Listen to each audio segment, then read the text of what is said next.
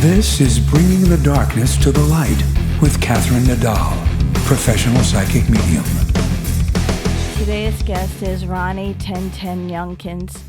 The Blues Vultures was formed by Ronnie Younkins from KIX. Influences of Chuck Berry, Rolling Stones, and early Aerosmith and New York Dolls can be heard on both of their releases. Cheap Guitars and Honky Tonk Bars, 2005, and Picked to the Bone in 2013.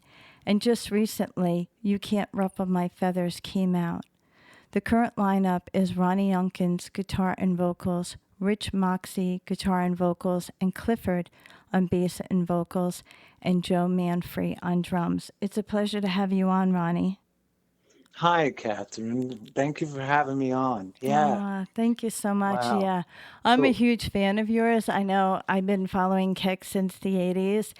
And I just couldn't believe it. The reunions and all of the stuff that was going on in the past year. It was just a lot of activity. But then I found out that you've got your own thing going on. So I want to make sure that during the conversation we get to the Blues Vultures, because It's the Blues Vultures. It's like the blues, and we picked it apart. Like I went back to pick apart the blues like in 20 years ago, and I had to go back to Howlin' Wolf, Knitting Waters, and Chuck Berry, and I picked it apart and I reestablished some blues rock and roll again. That's what I did. Yeah, but let me tell you, it's great though. I mean, I've been listening to it. Thank you. Yeah, That's it's a pretty compliment. amazing though, because it's to me so reminiscent of like the Black Crowes. And then I went into looking at some videos from 2022, and the stage presence that you've always had has always been there. But I mean, it's just incredible to see you playing, and I just love it. And the music, I swear, I was just sitting there, I was mesmerized, and I'm like, I have to tell Ronnie, this is the kind of music you hear like in the background in a sound, like a soundtrack of a movie. Well, I hope someone calls me from a movie and asks for a song. Absolutely. Yeah, I poured my heart and soul into this CD, like I did the last two. I really did. For the last year and 3 or 4 months, all I did was just focus on this record, besides being with my kids. And I just absolutely poured my heart and soul into this record. And yeah, so thank you. Yeah, well, it's really terrific. And it's interesting, too, because I was looking at the artwork. You had, referred me to Bandcamp, and I was looking at all the albums on Bandcamp, and even the artwork and the cover work is really pretty incredible. What was the influence of those? Well, my 15-year-old son did the front cover. He hand painted it, but he used he explained it to me, and I'm a computer idiot, but not completely. But he drew it by hand, but he used. I wish he was here right now to ask him how he did it. I wanted it to be mysterious, and he came up with a very mysterious cover. So that's I'm grateful to him for it. So he did the cover of You Can't Ruffle My Feathers? Yes. Oh, he I have did. to tell you, I love it because the colors are so great. But it's so great that you said that your son did it and he's 15, because I remember being a teen and we always wrote in like bubble letters. We'd be like doodling on our notebooks and stuff. Right. And he has captured the total bubble letters of that. So that's really neat. Yes. Yeah, and kind of goes back to the 60s when I grew up with the bubble letters, and he knows that. And the second track on the record's a very 60s sounding kind of song. Like I like the Chesterfield Kings a lot, like the mind-bending sounds of the Chesterfield Kings and the psychedelic Sunrise. I love that group. They're from Rochester, New York. And that was a big influence on the second song. The first song, I just wanted to hit it hard with a hard rock song. It's a little bit harder than anything on the other two records, which are track 5 on the new CD is more like the last two CDs, very Stonesy, Black Crowes sounding. And track 5 features the other guitarist on vocals. I wrote the music. I was busy with some songs. I said, Rich, here's a song. I need some lyrics, man. So he went home in a couple days. He wrote the lyrics and he came in and sang it, and it gives it a nice different color of vocals. Track 5, which is called "Right or Wrong," and that's our most Stonesy sounding song on the record, with the slide guitar and the open G tuning. I mean, so yeah. But the first track I wanted to hit it with a hard rock song, and the third song. Second song is kind of a 60s kind of sounding song. The fourth song's rockabilly type song. It's called Rocket 88. And the sixth song's called Howlin' at You. That's kind of a Kinks, kind of like the Kinks, kind of like a riff kind of song, but it goes into kind of a funky breakdown. And I Clifford only played bass on the second track because unfortunately he hasn't been playing with us. He's been my good friend. He's 10 years younger than me. He's been like my younger brother forever. Unfortunately, he had a medical condition and he's still recovering. And so we've had a couple hired bass players with the band. He was only able to play on the second track, so I played bass on the rest of the record, as well as the guitars and stuff. So and sang, but unfortunately he could not play on the record, and he hasn't returned to the group yet because of his medical condition. And I thank God that he's still alive. It was quite an ordeal. So Oh, wow. Well, we send him our yeah, best. That's incredible. yes, we always Yeah, do. that's amazing. You know, when you speak about this album, because I've really been like literally like absorbing the whole thing, the song that we're going to play at the end of the interview is Rock Scars, which is the first one on the album. But, you know, I kept going back over, and it's so funny how you mentioned the songs because I kept going back over Right and Wrong. I literally like played it like 5 times in a row. I'm Yeah. like, there's something with this song. Like, it's a song Right. that you can't get out of your head. And the other Yeah. one that I was kind of laughing at is Can't Stop Talking. Oh And yeah. I've been like, so many people have told me that over the years. They're like, you can't stop talking. So when I read that, I was like, this is going to be my song. All right. Good. Yeah. That was there. It was about this lady that I knew, and that I um, yeah, she just it's who it was about. It's a friend of mine, and yeah, so um, it's a simple moronic, straight ahead A to D to E, 3 chords, straight ahead rock song, and it's fun to play. But yeah, so thank you. Yeah, well, it's cool. I always love hearing new stuff, especially it's kind of exciting though, because I was looking online. You have a couple of shows coming up. I think you're going to be at the Whiskey in September. Is that correct? Yes, we're going to be at the Whiskey A Go Go on Friday night, September 6th. And then we get our butts up the next morning and travel like 6 hours to Vegas, and then we play at a place called Counts Vamped in Vegas the next night. And I'm really looking forward to it. Played the Whiskey probably 9 or 10 times with KIX, and I just love that room. There's a certain atmosphere there that I think Jim Morrison left there when he passed away, and still there.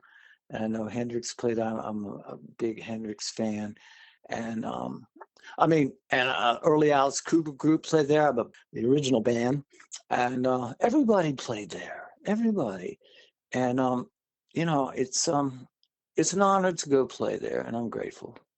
Yeah, It that's really great. is. What is the other venue? You said you're going on to Vegas. Which venue is that? It's called Counts, COUNT apostrophe S, Vamped, VAMP apostrophe D, and that's in Vegas. Oh, wow. So that's like a nightclub also? Yes, it is. That's Uh-huh. cool. Very good. And then I think you have something later on in November where you come back to Maryland area. That's still on. Yeah, we're playing at the Ram's Head on Stage. It's a cool little venue in Annapolis, Maryland, the capital of Maryland, and it's I've seen Brad Whitford sing Homes there with my friend Brent Fitz, who plays drums. He plays with Slash and the Conspirator. Brent played on my CD I made in 1998 when I lived in Los Angeles. I just met Brent jamming with guys up at the Baked Potato, and he came up to play. And I was like, looked around. I was jamming with Gilby from Guns N' Roses, how I met these guys. And I like went, wow, that guy is great. So I got to know him. And he just moved here from Canada. And my wife's in Germany, so she filled him in on how to stay in the country and helped him stay in the country. And but I had him first. I tell people he played on my. It's called the Slimmer. It's called the Slimmer Twins. Um, um, Lack of Luxury. And I wrote that record with my friend Jeremy White, who sings vocals on it, and it's very Stonesy, and it's a great record. Gilby recorded it. Brent played the drums on the whole record, and that CD, I've run out of them. I have like 2 copies left, so I have to either get more, or I don't know. I have to make more. It's a good record, but that's one that I didn't include, but I could at some time. It's a great record. It's more of it's the same style as the Blues Vultures. It really is. Um, but it's my friend Jeremy. He's in Los Angeles still. He plays in a band called The Blessings, and I still stay in touch with him. He's a great lyricist. Um, so we made that record back then, and Brent played on it. And then Brent went on to play with various bands from Vince Neil to God, and then he's with Slash and the Miles Kennedy and the Conspirators. Oh, they're And great. yeah, Wow. and I saw an interview with Slash, and he said the same thing that I say about Brent. He has a swing to his playing. His meter is impeccable. His tempos are always spot on. He's a great guy, hardworking guy, and I just love him. And yeah, he's a good person, great drummer. He's my favorite drummer on planet Earth besides Charlie Watts. Oh, wow. Well, we all know who he is. Yes, Wow, that's iconic. Yeah. So it's kind of right. interesting, when you mentioned making this album, apart from being in KIX, every time you venture off and do your own projects, do you find that you always go into a kind of a bluesy? Yeah, I mean, really, when Donnie and I started what became KIX, the original bassist for KIX, his name was Donnie Purnell. He was the key songwriter. And I had played with numerous cover bands since I was 14 years old. I was in one original band when I was 17. The guitarist was over me. He wrote the songs. It was more like free, bad company. And we were called Hot Rod. And that was the most originals that I'd ever played. Then I went on when I was 18 to a band that was total cover band, but I was making good money. However, when I brought 2 originals to the guys to play, they looked at me like deer in the headlights. Like, what do you mean we're going to play originals? And we did play the originals, but they shot it down when we were done, saying we can't do that. We're just going to stay. That's when I knew it was over. It was that year in that group. Great band. They're called Mama Kin. Still my friends. But I knew that at 19, I had to move on, and I would follow Donnie, the bassist, and he was in a band with the KIX drummer, Jimmy. We're in a tri-state area, Maryland and West Virginia and PA all connect. They were from Waynesboro, PA. Brian Forsythe, the other guitarist from KIX, is from my hometown, Frederick, Maryland. And then Steve, the singer, was from West Virginia. Well, I followed Donnie and Jimmy from the time I was 16, from a classic rock band to a glitter rock band in 72 and 73. And I was always trying to get in their bands because Donnie had the best bands in the area, and Jimmy was an impeccable drummer as far as meter. And I just always went to see them play. Then Donnie went on to play, and Jimmy veered off in another direction. Donnie went off to play with these guys that I used to go see, and they were called KIX, KICKS. They were from Ohio and Pittsburgh.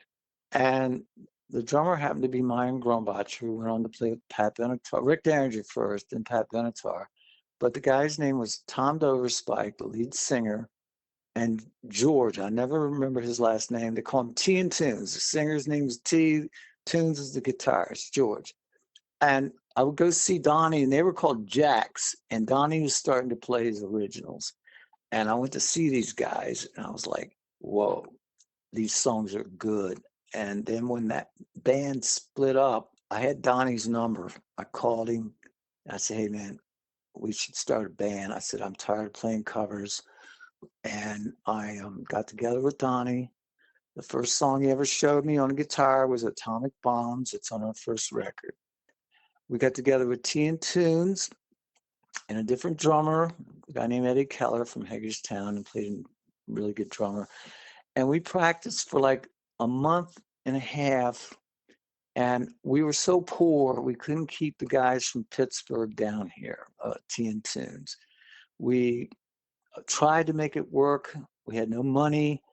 I was living, what's a guitar player? What's a guitar player without a girlfriend? The answer is homeless. That was me. So I lived on my girlfriend's couch. Donnie lived in a trailer, and and Donnie called me one day. He says, I'm so broke. I got to go work on the railroad for my girlfriend's father. And I was like, no. He goes, T and Tunes can't do this. They can't afford to come back and forth.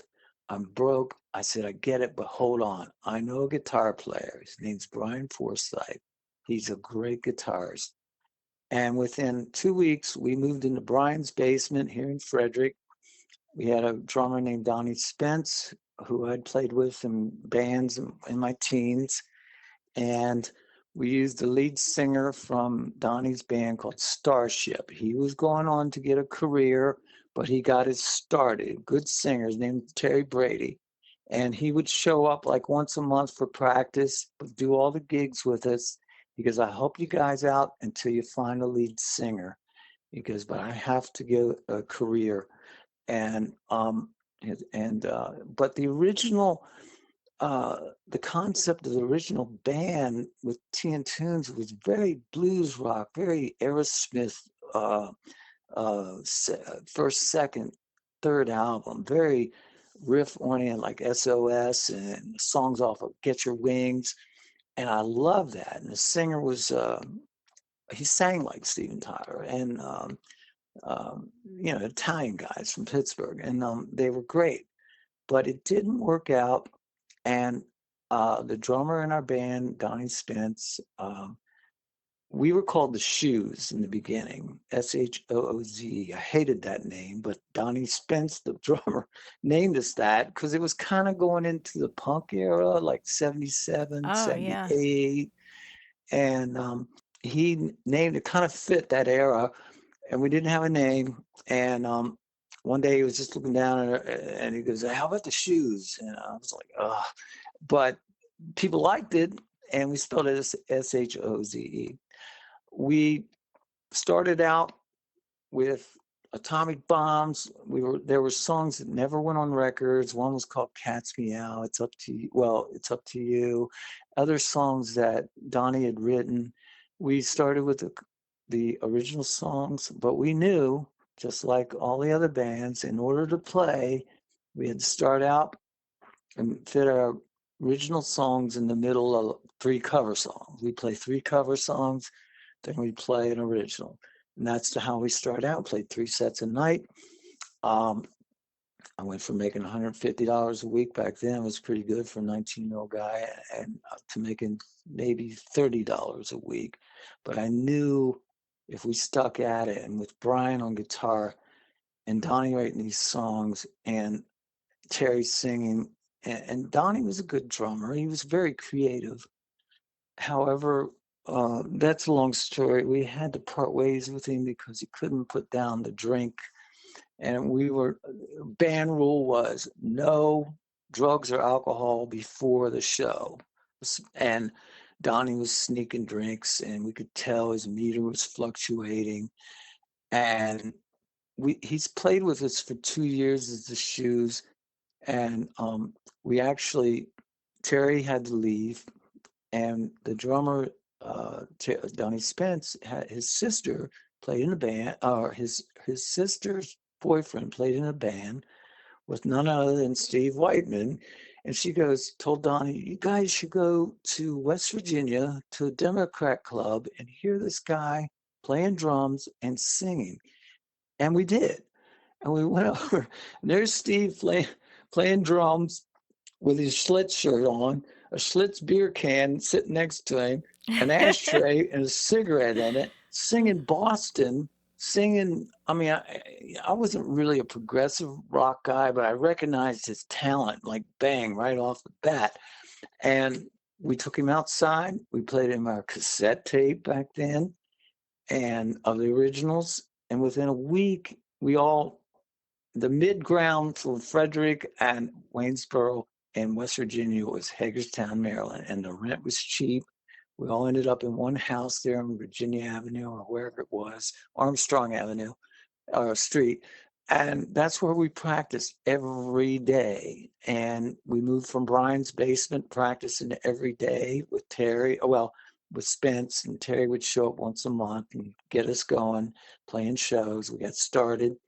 I remember playing in West Virginia with Terry on vocals, and I would see this guy going through the club with blonde hair, and our lighting guy goes, "That's that guy. That's Steve."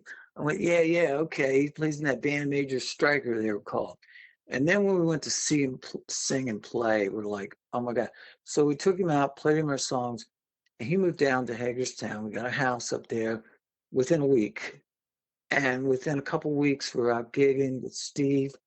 Now, Steve's voice lent itself for a more AC/DC sounding approach than it did the previous, more Aerosmithy, bluesier rock sound, which is more my thing. But it worked. And I mean, we must have played every AC/DC song ever written, along with our originals. And we played Aerosmith. We played Zeppelin because Steve could sing Zeppelin. So that's what we did for, I don't know, 2 years. Donnie and I started in 77, and Brian, like March of 70. I think Donnie and I started December 76. Then by March of 77, we were with Brian and Spence on drums and Terry Brady. And then by 79, it was Steve, and Spence was still playing drums, and they would rotate. Spence would come out and sing the Stones songs, and Steve would play the drums. Then Steve would come out and sing the higher stuff like Zeppelin and some of the originals. And we had this rotating drummer thing going on. Unfortunately, Donnie Spence couldn't put the bottle down, and we had to fire him. But uh, Donnie had sent Steve to recruit Jimmy, Donnie's original drummer, who became the KIX drummer, Jimmy Chalfant. He was the last to join. He was reluctant at first. It took 4 months to talk Jimmy into it because Donnie wasn't the easiest person to work with. But I respect him, and I knew that it took vision, it took direction, it took discipline, it took all the above, and I knew that, and I respected that. There were times that I didn't, and that's a long story of things that I regret that I did at times, which involved drugs and alcohol. And I had my ups and downs with that, and I'm very honest and open about it. I have 3 years and 4 months and 6 days now. I had 21 years at one time. Prescription drugs took me back out, and complacency in my AA program. And I'll make this short for now. The disease of alcoholism is progressive. and I tell it at meetings. If you have sobriety, you hold on to it for dear life. I went to one rehab when I was 32. I came out, did everything I was suggested to me. It was up in Hazelden, Minnesota, and I followed all protocol, and I stayed sober and clean for 21 years. But some prescription drugs that a doctor put me on, because I was on old hepatitis C interferon ribavirin treatment, it was brutal, and I couldn't sleep. And I don't think the doctors knew how dangerous Ambien was in 2010. And it got me high. And I had gotten complacent. I was not getting to my meetings. I'd lost my sponsor. He was at a record company out in LA. When the record companies folded, he had to get 2 jobs. I was his 7th sponsee, and he let me go. And it broke my heart because he was like my big brother for 17 years. And I tried to find a different sponsor, but they were like, I think your lifestyle in a rock band has to go. I was like, no, you don't understand. They didn't understand. Paul understood because he was in the music business. And different things. It just happened that then I relapsed hard after my dad died in 2012. I worked through my mom's death in sobriety with my sponsor when I was 41, 10 years sober and clean. I went from grief to acceptance. My sponsor helped me. 2012, dad dies. I had no one to talk to. I'd relapsed on Ambien. A month later, the big F it, is the national anthem for an addict alcoholic to make an excuse to go back to hard drugs. And then it led me to alcoholism. It took me 5 rehabs. That's how progressive it was, until they locked me down for 6 months in a rehab in 2021. And I couldn't leave the state. I was locked in a rehab GPS with an ankle bracelet. I thank the judge 6 months later for doing that because it saved my life. That's what I needed. And then I was mandatory 1 year in strict recovery houses. Then I was mandatory 9 months in a sober house, a little more lenient. And that's what saved my life. And now I'm 3 years, 4 months, and 6 days, something like that, sober and clean. And I'm grateful. And I couldn't have made that record. That's why there was no record for 10 years. I was too busy doing other things. And it says in the big book, Alcoholics Anonymous, you're operating on 50% or less when you are under the influence. And I was just skating by the skin of my teeth, getting back in shape to go on the road with the KIX band, do fly dates. We'd fly out, fly back. We'd fly out, fly back, and I'd be home for a couple of days. And I wasn't working on I had riffs and ideas I was putting down, but I didn't focus like I did for the last year and a half making this record. I poured my heart and soul into it because I care now. And I share this at meetings that if anyone has sobriety, you got to hang on to it for dear life. Some of us don't make it back. There are many who died while I was in the rehab that I knew. They went out, got a hold of heroin, cocaine, and it has fentanyl in it. They died. They're not here anymore. And I lost my job in the band. They had to replace me with Bob Perry, who's a friend of mine. I just was on the phone with him about a guitar. We're always talking guitars, but he's a great guy. He helped me get my gear together last summer when I did the last show with KIX at Merriweather. I thank the guys, bottom of my heart, for having me come up and play. I missed them for 2 years so badly, but that's what I needed, to be humbled. Because when you go that far down, I wasn't allowed to talk to my family for 5 months. I didn't know if I'd ever talk to my kids again. I didn't know if I'd talk to my wife ever again. And when you go that far down, all you can do is look up. And that's what I did. So I have faith now. I always did in God, but I have more than that now. Some men came through in those 6 months who took me aside, and they really helped me a lot with my beliefs. And I truly believe that that's the key. Number one is God, and for me, Jesus Christ, and then Holy Spirit and angels, And then second is AA, the program, the rules, the principles that I follow. And I have 2 sponsors. I have all kinds of support group, people that I stay in touch with from the rehab, and that's what works for me. That keeps me sane, keeps me in check. It keeps me focused. It keeps me at peace, and that I'm grateful for. I now live back at home with my family, and I don't take it for granted. I don't take a second of my life for granted anymore. I don't take a second to a minute of my life for granted ever. And I try to be a better person. I'll try to be a better person tomorrow than I am today. And I fall short many times, and with character flaws and defects, which is step 6 and 7 in the AA program. And I try to promptly admit when I'm wrong. And but rock and roll, and I didn't get real deep with that. Some of the songs on the new record are about my antics, like especially track 3, "Hang Me Out to Dry." That's about me drinking, but the last line is, "And I don't drink no more." Let's see, "Spinning in a circle of motion. I used to drink too much" was the last line. And then "Step Aside, Mr. Hyde." Well, that's who I turned into when I drank. It changes my it just changes my frontal lobe, shuts down, and I change into a person that I don't want to be. And that song is about that person. And at the last line, it's "No more Mr. Hyde," and it ends.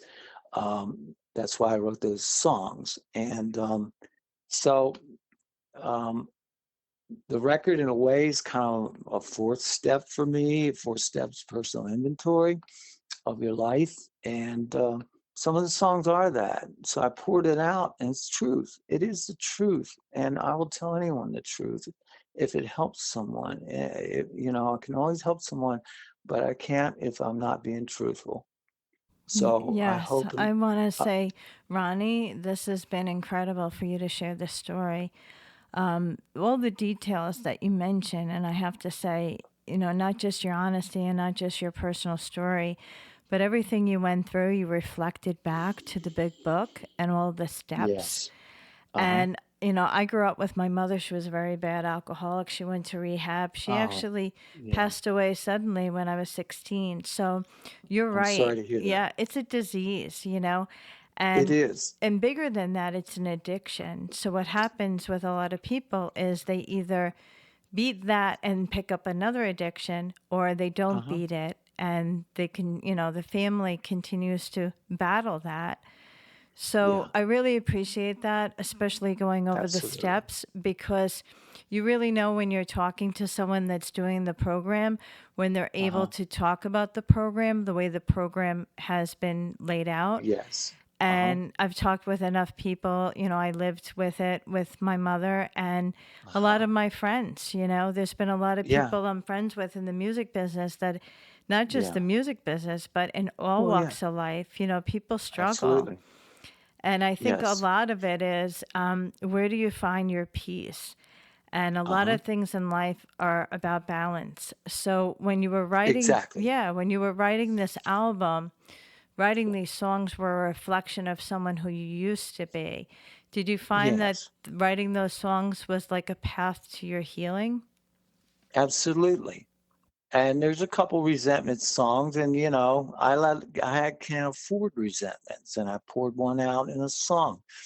"You Can't Ruffle My Feathers," and title track. And I let it go. I sang about it in a song, and I did my 4th step, and I let it go. And I move on. I can't afford to harbor resentments. And it is about balance. That was the key word when I was 32 at Hazelden in Center City, Minnesota. Balance. Every day, balance. That was the key word every day for my counselor. And it came up all the time at the rehab, the 5 rehabs that I went to in the last 10 years, and especially the one I was in for 6 months. balance. And sometimes it's hard to find balance because I find it's like I was listening to Alice Cooper. I love Alice Cooper, and I listen to him all the time. His beliefs are the same as mine. He struggled with alcoholism years ago and cocaine addiction, and he talks about finding positive ways of uh, positive addictions. His is golfing, and mine just happens to be I can't put the guitar down. I just can't. It's like I gotta go pick it. But I do put it down and go play with my son. I have younger children. My son's one son's 8 years old, and the other one's 15. My wife's like 14 years younger, and my first child wasn't born until I was 52. I was on the road all the time, and I never met anyone who, uh, like my wife. And then when I met her, we were together for quite a few years until we actually had kids because I was always on the road.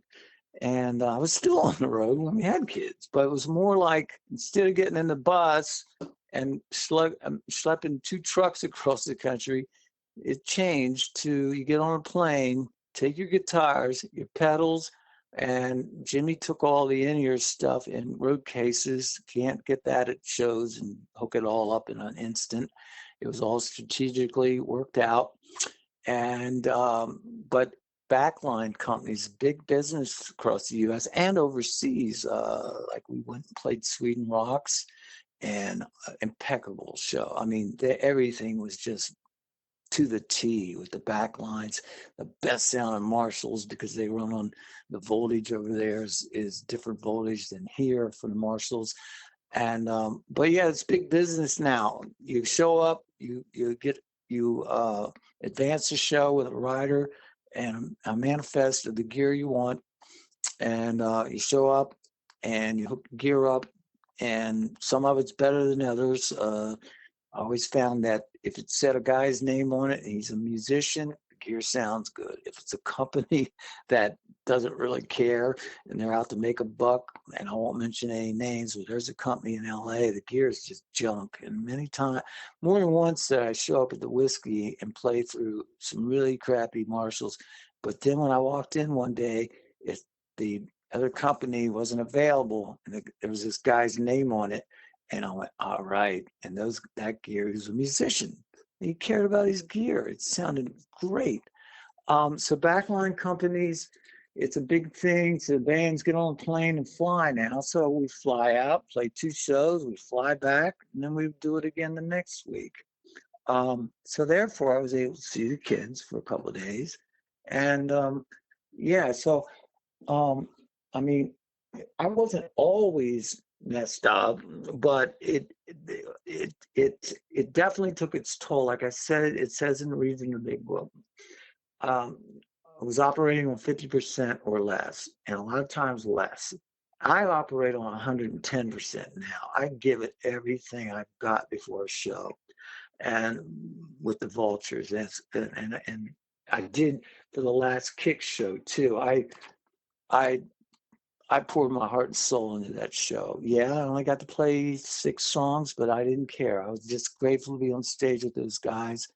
And they'd had it with me.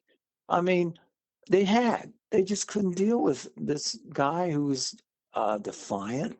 It wasn't me, really, because that's not how I operated when I was 21 years sober and clean. Those guys knew that. I did so much work for the band, and I was always on top of my game. But once that substance gets into a person who's addictive personality, it takes over, and it will take everything from you, and it will kill you. And if you don't get help, I my great grand my great grandfather died an alcoholic on my dad's side. My father never drank. My grandfather never drank because they saw what Johnny did. They were workaholics, uh, but I never ever saw my dad ever drink. And I would always work with I grew up on a farm, and I always worked with my dad. He would let me practice in his warehouse, and that was the deal. you know, uh, Once in a while, he helped me buy an amplifier or a guitar from the time I was 8 until I was 18 years old. And I love him, and I miss him. And it's that's what we did. And I got my work ethic from my dad. Yeah. Yeah, I can fall into workaholism easily, but I have to put the guitar down, go spend time with the kids. I have to get to my meetings. I have to read my big book, and I have to have some balance, as you said, key.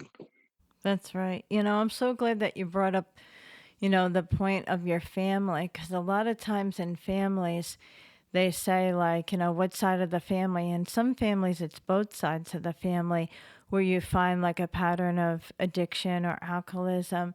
With my Uh-huh. mother, it was both of her parents, her brother. They all seemed to have that problem. And like you said, my father was quite the opposite. He would never take a drink. And Uh-huh. from Yeah. driving around with my mother, being in the 1970s, nobody was wearing Uh-huh. Yeah. seatbelts, and I know.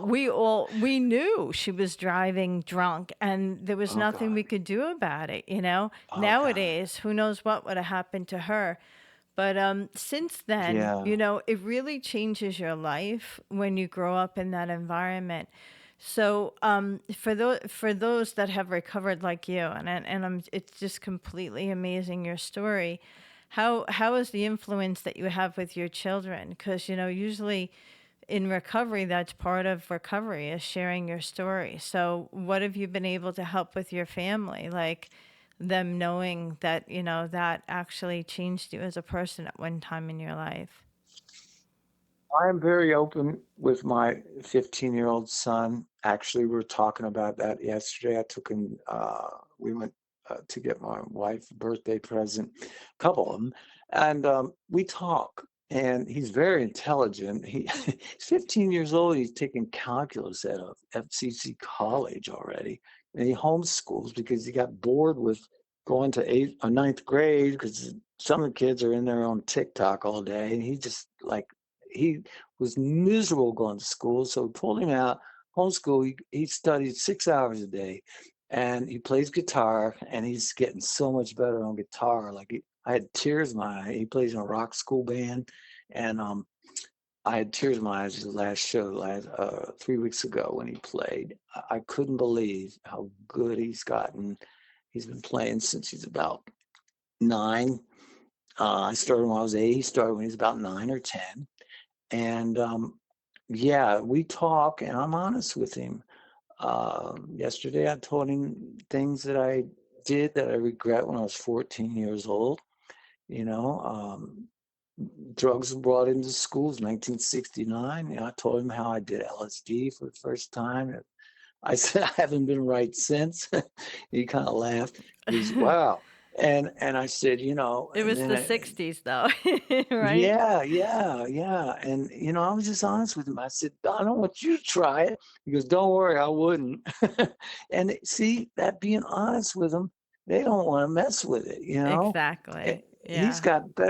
got better sense, and um, I see him with balance. I don't see addictive personality in him, and my wife doesn't have addictive personality. She's a normie, as I call her, and What is uh, that? a normie is, well, they just can have a they can have a beer and maybe not even finish it, and Yeah, I I get call that a it. yeah, yeah, right, A and lightweight. yeah, I mean, yeah, she grew up in Germany, and when she was 18, a couple times they went out and got hammered or whatever, but she doesn't do that. And yeah, she smokes some weed over there or hash, but she doesn't do any of that stuff. It's just like it doesn't. She's just different, and she knows. She knew when I met her, um, I was like 8 years sober and clean. I was sober and cleaned up when I was 32. I met her when I was 30. I was 7 years sober and clean. And first thing, a couple of nights after I met her, I told her my story.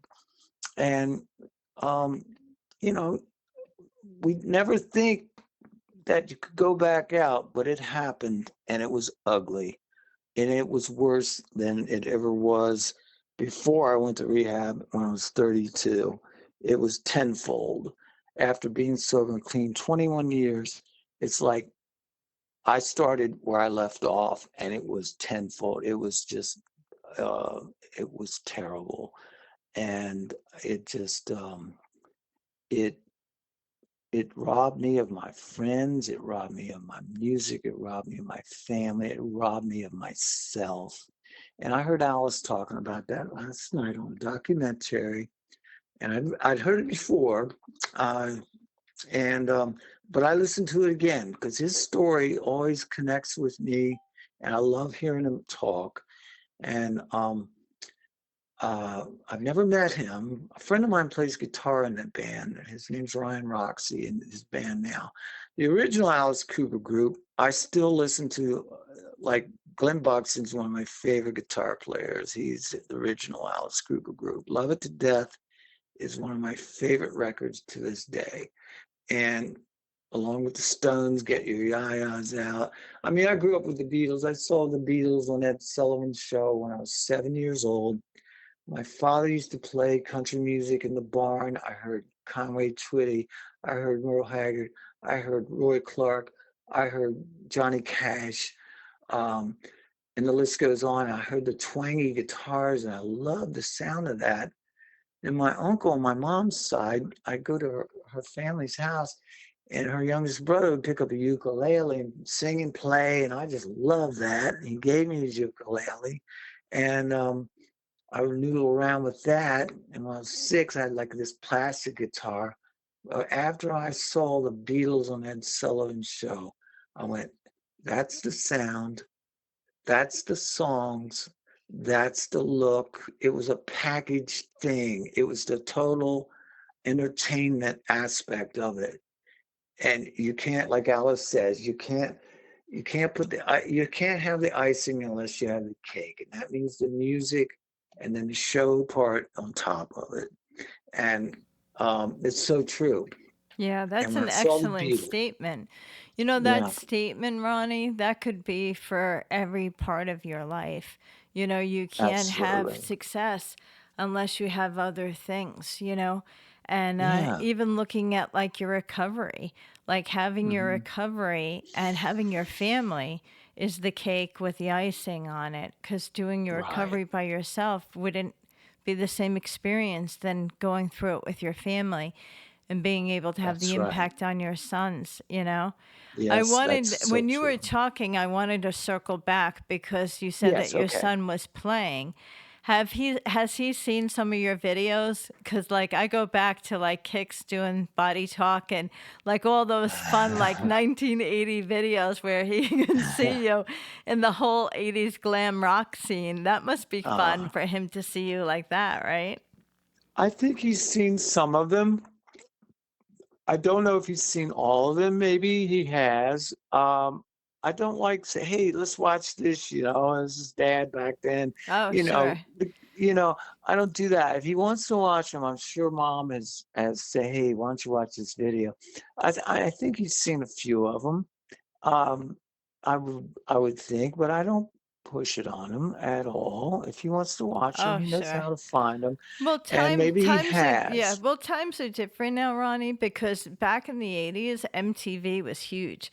So the Yes, way people found out about music, you know, right. going back through all of those great people, you know, like Martha Uh, Quinn, and oh we yeah. saw music through MTV. So and we Kurt kind of Loder? yeah, Yeah. all of them, sure. And Uh-huh. it's interesting. We actually got to see more of the artists that way. You know, being very young, we could say, "Oh, we saw them on MTV," or we could see their video Uh-huh. on MTV, and it made the Right. songs come alive. You know, in a certain way. But just I that did. one body talk video is kind of funny because it reminds me of rock and roll high school with the Ramones. You know how you Yeah, guys walk we in and it's like a school environment, right? It's so rock and roll high school. I love it. okay, well good. We hated it. Oh, really? It's so funny though. I'm We very were good. like, we didn't know the script.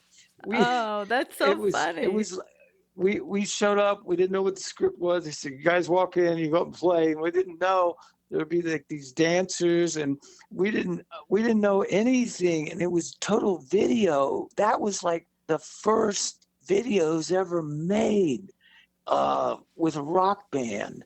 And they were still in. Then I think we did Cool Kids as supporting them. We didn't have any videos for the first record. It was before that, and then yeah, but we didn't totally dislike it, but we just weren't aware of what was. But it was just so video, and it was like shot really quick. Whereas on down the line, when we did Cold Blood, um, Marty, what was his name? He did. Oh gosh, Marty Callner. No, I'm gonna miss. Anyway, this producer did Cold Blood. I'm getting his name wrong. I'm sorry. Excuse me. Whoever did the video, he did Bangles videos, and he did other people. Because I used to date the bass player from the Bangles for a couple years. He did the Hazy Shade of Winter, I think it was Oh, called. yeah, that's a Uh, great song. yeah, isn't that cool? He did that video because when I was with Mickey, she said, "Yeah, he did our one video. He worked us for 17 hours nonstop. He got every angle, and he produced the best video. One of the best videos we ever did was Cold Blood, I feel, Oh, and wow. I he love did that it. song. It's incredible. Yeah, that is a great song. Thank you, Donnie. And yes, that is a killer song. That's one of my favorite Kix songs. Um, Another favorite Kix song, of course, is Girl Money. Oh, Atomic sure. Bombs, because that was the first song I ever played with Donnie. It's on the first record. That is one of my favorites. The more punk rock called The Kid, that's on the first album. But yeah, Cold Blood and is like right up my alley because it's kind of blues rock. It really is, but it's hard driven. And I was a big fan of Motorhead. They were like Oh, I love hopped Motorhead. So hopped up great. blues on steroids. That's right. Yeah, Motorhead's the Yeah. best. Oh my gosh, I know. But one of my favorite Kick songs is "Blow My Fuse." It was Okay. 4th of July. Someone recently was saying something, and I turned around and I was like, "Blow my fuse!" It was this thing we had going on in Iraq. When I was in Iraq with the military, we had this thing Oh called, wow. yeah, Song of the Day. And we all got kind of spread out around Iraq, and we said we'd be able to email each other like a song that would depict Uh-huh. whatever happened to us that day. And drop the bomb on me by the Gap Band. Yeah. But if Right. something good happened at home, we would be like celebration. We'd pick any kind of Wow. song. But on 4th of July, somebody said, a lot of people know about my Song of the Day thing because I wrote about it in my book. And they I said, "What's see. the Song of the Day?" And I said, "Blow My Fuse" by Kix because it's 4th of Thank July, you. and they started Yeah. laughing. But Wow. music really helps so many people, and I speak about this very often because Okay. when you Absolutely. are, when you are deployed in the military or when you are away from your family, like when you were in rehab, did you have the opportunity to be able to listen to any music or perhaps even play some music? Like, what was that? Because Um, it's such a huge part of your life. And then to say that you were doing this away rehab. So, what was yeah, the I was um at first I wasn't allowed anything for the first month, but then I'm friends with the owner of the rehabilitation center who is a musician. He helped save my life. He let me bring my guitar in. I didn't have an amp. It was just an electric guitar, so you can't really hear it that loud. Uh, so I would practice for like every day. Anytime I get a break, I would go to my bunk and I would practice for a half hour. If I got a half hour, you know, uh, before a show, I always warm up. If I get 3 hours before a show, I'm in. I'm in. If I get 2 hours, I'm doing pretty good. Second nature. If I only get an hour, I'm like, okay, it's still not second nature. But if I'm 3 hours into practice, I'm ready to go and look out. And I appreciate him letting me have my electric guitar, and I couldn't use an amp, so it was real quiet. Uh, and I didn't bother anybody, but I always got to play. And then we weren't allowed to have anything to play music on, but we did have a music group on every Thursday, and we get to choose a song, and we'd have to pick something that we thought might have to do with recovery, and that was tough at times, but I picked songs that I just liked a lot of times, and I would just tell a story about it, and it worked out okay. That was my only connection. Then after I was there for about 4 months, Danny actually let me have an iPad, and I was able to have some songs on it and practice. So I appreciated that. But yeah, it was That's about amazing. recovery. Yeah. Yeah, it was all It about is, recovery. yeah, and that is your life, you know. So having I know. music and having the ability to still play it is your life. So I can't thank And you music, enough for being on this show, Ronnie. I thank you. I can't believe an mean, hour just I went know it by. just flies by. So I want you to be able to plug all your social media, and we're going to roll out with rock scars from "You Can't Ruffle My Feathers," but just Thank do you, your social Catherine. media now. Yes, it's the Blues Vultures uh, uh, at bandcamp.com. And we are the Blues Vultures Facebook page. Those are our social medias, and the Bandcamp has been very helpful in selling our CDs in the last couple of weeks. So we're grateful for Bandcamp. Thank you, Bandcamp, all the way. That's great. So we're going to roll out with rock stars, and You Can't Ruffle My Feathers. Thank you again, Ronnie. It's a pleasure to have you Thank you, on. Catherine. Thank you. Thank you so Thank much. you.